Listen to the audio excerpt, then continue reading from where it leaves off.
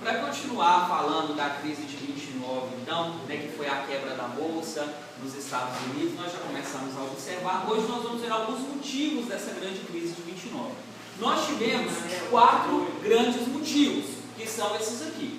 Tá? O primeiro desses motivos é a concentração de riqueza nas mãos de poucos. Nessa época, nos Estados Unidos, os grandes empresários, as grandes empresas, elas detinham, as mais ricas, parte muito grande da riqueza, enquanto as pequenas empresas, que eram em um número bem mais elevado, detinham uma riqueza bem menor.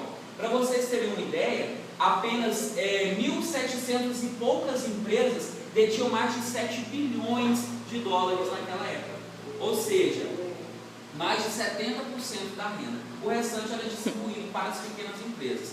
Muito parecido com o que acontece no Brasil na nossa distribuição de renda atual, que é uma distribuição de renda desigual. Tá? Essa desigualdade aqui na concentração de riquezas, ela vai fazer com que o quê? A população, inclusive os empresários, tenham que demitir alguns funcionários. Porque a crise, ela não vai apenas afetar as grandes empresas, mas as pequenas também. Então esse foi um grande motivo. No terceiro item, nós temos o quê? A concorrência com a Europa. A Europa que vai ressurgir em 1925, 4 anos antes da grande crise explodir nos Estados Unidos, da grande quebra da Bolsa. Como que isso ocorre? A Europa, que também sofreu os efeitos da guerra, como eu expliquei para vocês anteriormente, depois eu vou explicar novamente na revisão, o que vocês têm que entender? A Europa, ela não estava investindo em tecnologia como os Estados Unidos.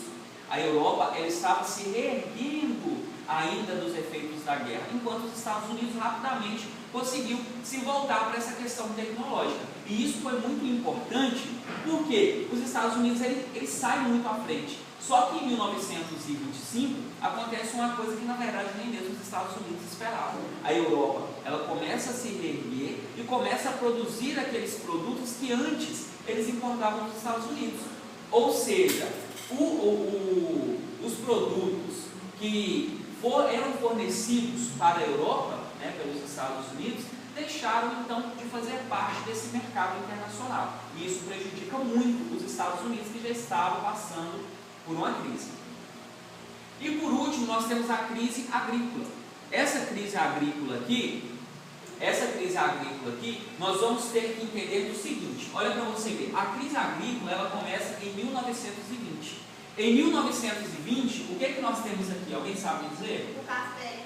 Não, no Brasil sim, mas em 1920 nos Estados Unidos estavam acontecendo aquele período que nós denominamos como anos felizes, que vão de 1920 até 1929. Ou seja, o que nós vamos perceber? A crise agrícola, ela dura de 20 a 29.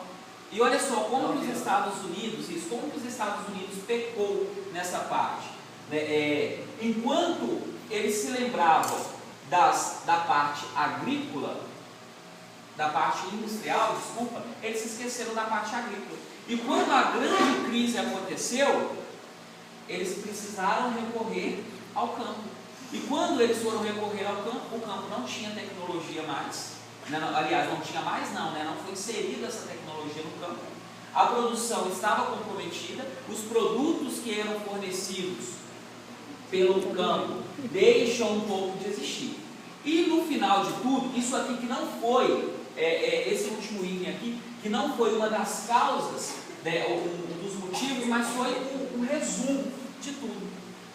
O que nós temos? A grande crise foi resultante de tudo isso. Nós temos a superprodução e a desvalorização dos produtos. Aqui no Brasil, em 29, nós passávamos pela crise do café, que nós já estudamos no começo. Como que aconteceu isso? Exatamente em 29, esses aspectos da crise que acontece nos Estados Unidos refletem até nós.